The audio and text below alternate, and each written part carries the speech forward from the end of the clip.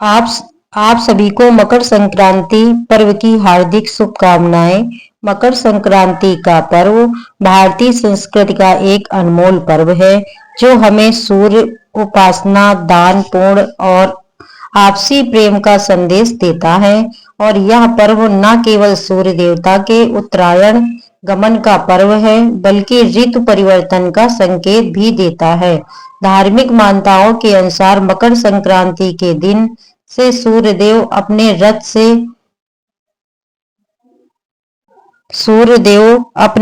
से गधों को निकालकर 7 घोड़ों पर फिर से सवार हो जाते हैं और फिर उनकी सहायता से चारों दिशाओं में घूमते हैं।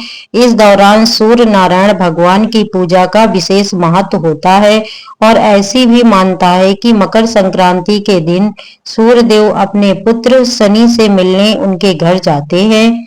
दरअसल मकर संक्रांति के स्वामी शनि देव हैं और सूर्य का मकर राशि में प्रवेश करना पिता और पुत्र के अनोखे मिलन को दर्शाता है। मकर संक्रांति के दिन ही खरमास भी समाप्त हो जाता है और इस दिन के बाद से रुके हुए सभी मांगलिक कार्य भी फिर से शुरू हो जाते हैं। मकर संक्रांति के दिन महापूर्ण काल के मुहूर्त का विशेष महत्व है। तो चलिए आपको बताते हैं साल 2025 में पड़ने वाली मकर संक्रांति की तिथि और पूर्ण काल के शुभ मुहूर्त के बारे में। हिंदू पंचांग के अनुसार इस साल मकर संक्रांति 14 जनवरी 2025 को माघ मास कृष्ण पक्ष प्रतिपदा तिथि पर मंगलवार के दिन है। इसी के साथ इस दिन पूर्ण पुष्प नक्षत्र का ही भी संयोग बन रहा है।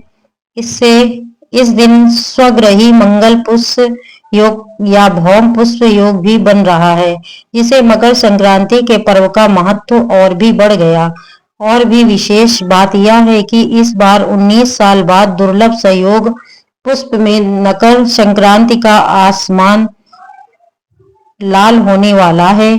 ज्योतिष मान्यताओं के अनुसार इस दिन विकास संबंधी कार्य या खरीदारी से उन्नति और जबकि दान पूर्ण और आध्यात्मिक कार्यों से अक्षय पूर्ण फल की प्राप्ति होगी। जिस तरह से अक्षय तृतीया के दिन शुभ वस्तु की खरीदारी करने का अक्षय पूर्ण मिलता है, उसी प्रकार पूर्ण इस बार मकर संक्रांति के अवसर भी मिलने वाला है। इस बार मकर संक्रांति के दिन सूर्य नारायण मकर राशि में सुबह 8:04 पर प्रवेश करेंगे।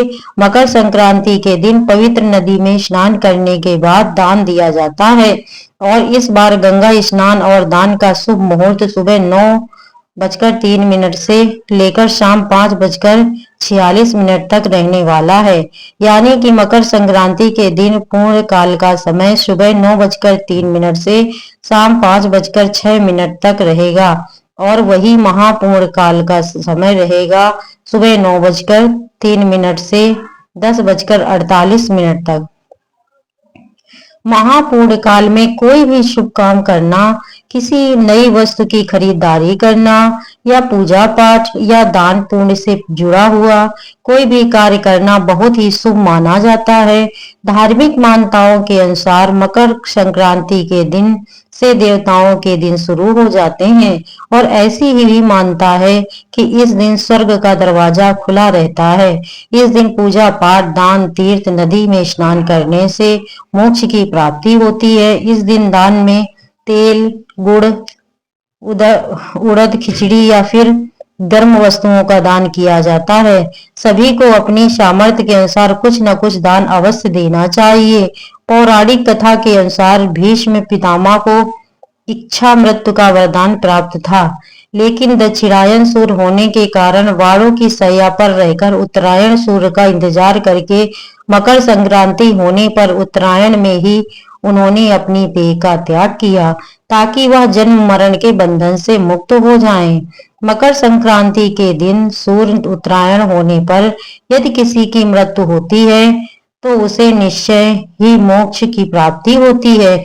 इस बार मंगलवार के दिन सूर्योदय होगा सुबह 7:14 पर, सूर्यास्त शाम 5:57 पर, ब्रह्म मुहूर्त सुबह 5:48 से 6:02 तक रहेगा। पुष्प नक्षत्र 10 बजकर 1 मिनट तक रहेगा। राहु काल दोपहर 3 बजे से 6 बजकर 30 मिनट तक 4 बजे तक रहेगा। उम्मीद मंगलवार व्रत कथा। एक ब्राह्मण दंपति के कोई संतान नहीं हुई थी, जिसके कारण पति पत्नी अति दुखी थे। वह ब्राह्मण हनुमान जी की पूजा हेतु वन में चला गया। पूजा के साथ वह महावीर जी से एक पुत्र की कामना नित्य प्रकट किया करता था। उधर उसकी पत्नी भी मंगलवार का विधि पूर्वक व्रत पुत्र की प्राप्ति के लिए किया करती थी। व्रत के अंत में भोजन बनाकर वह हनुमान जी का भोग लगाने के बाद ही स्वयं भोजन ग्रहण करती थी। एक बार कोई ऐसा काम आ गया जिसके कारण ब्राह्मणी भोजन न बना सकी और हनुमान जी का भोग नहीं लगा। तब वह अपने मन में ऐसा प्रण करके सो गई कि अब अगले मंगलवार को ही हनुमान जी का भोग लगाकर अन्न पानी ग्रहण करूंगी। वह भूखी प्यासी 6 दिन पड़ी रही। जब मंगलवार का दिन आया तो उसे मूर्छा आ गई। श्री हनुमान जी उसकी लगन और निष्ठा को देखकर प्रसन्न हो गए। उन्होंने उसे दर्शन दे सचेत किया और कहा, मैं तेरे से अति प्रसन्न हूँ। तुझको एक सुंदर बालक पैदा होगा जो तेरी बहुत सेवा किया करेगा। ऐसा वरदान देकर हनुमान जी अंतर्ध्यान हो गए। समय पर सुंदर बालक पाकर ब्राह्मणी अति प्रसन्न हुई। ब्राह्मणी ने बालक का नाम मंगल रखा। कुछ समय पश्चात जब ब्राह्मण वन से लौटकर घर आया तो एक प्रसन्नचित्त बालक घर में खेल रहा था। यह देखकर वह अपनी पत्नी से क्रोध कर बोला, यह बालक कौन है? पत्नी ने कहा, मंगलवार के व्रत से प्रसन्न हो हनुमान जी ने यह बालक दिया है। पत्नी की बात छल से भरी जान उसने सोचा, यह उल्टा अपनी कलुषता छुपाने के लिए बात बना रही है। एक दिन उसका पति कुएं पर पानी भरने जा रहा था। पत्नी ने कहा कि मंगल को भी साथ ले जाओ। वह मंगल को साथ ले गया और मंगल को कुएं में डालकर वापस पानी भरकर घर आ गया। जब पत्नी ने पूछा, मंगल कहाँ है?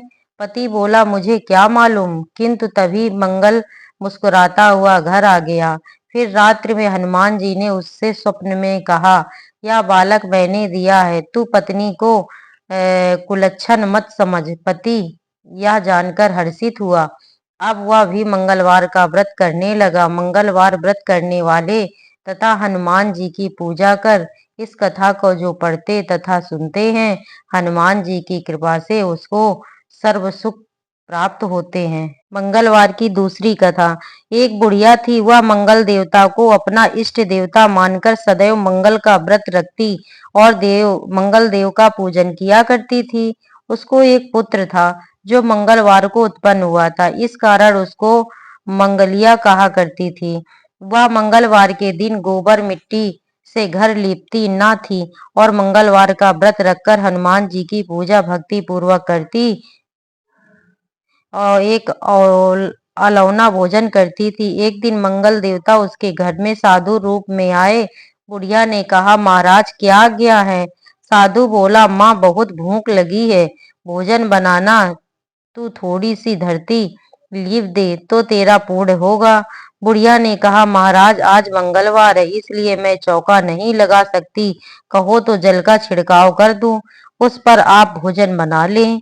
साधु बोला, मैं गोबर से लीपे पर भोजन बनाता हूँ। बुढ़िया बोली, धरती लीपने के अलावा और कोई सेवा हो तो मैं करूं।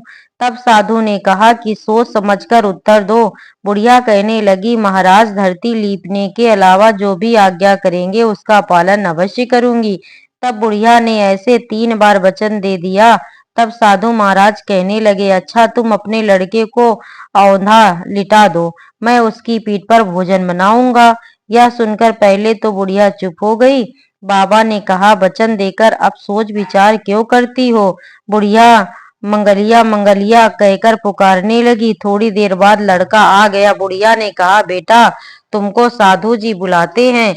लड़के ने साधु से जाकर पूछा कि क्या आज्ञा है महाराज? बाबा ने कहा कि जाओ अपनी माँ को बुला लाओ। अब माँ आ गई तो साधु ने कहा कि तू ही इसको लिटा दे। बुढ़िया ने मंगल देवता का स्मरण करते हुए लड़के को औंधा लिटा दिया और कहने लगी, महाराज अब जो कुछ आपको करना है कीजिए, मैं जाकर अपना काम करती हूँ।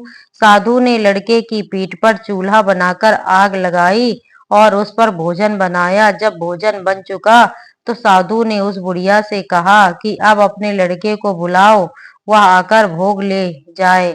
बुढ़िया कहने लगी, यह कैसे आश्चर्य की बात है कि उसकी पीठ पर आपने आग जलाई और अब उसी को प्रसाद के लिए बुलाते हैं। साधु को अत्यंत आग्रह करने पर बुढ़िया ने ज्यों ही मंगलिया मंगलिया कहकर आवाज लगाई, त्यों ही उसका लड़का दौड़ता हुआ आ गया। साधु ने लड़के को प्रसाद दिया और कहा, माई, मेरा व्रत सफल हो गया। तेरे हृदय में दया और भक्ति है, अपने नियम में तू दृढ़ता और इष्ट देव में तेरी अटल श्रद्धा है, इसके कारण तुझको कभी कोई कष्ट नहीं पहुंचेगा। मंगलवार व्रत करने पर जैसे बुढ़िया को हनुमान जी के दर्शन मिले, सुख मिला, ऐसे सबको ही मिले।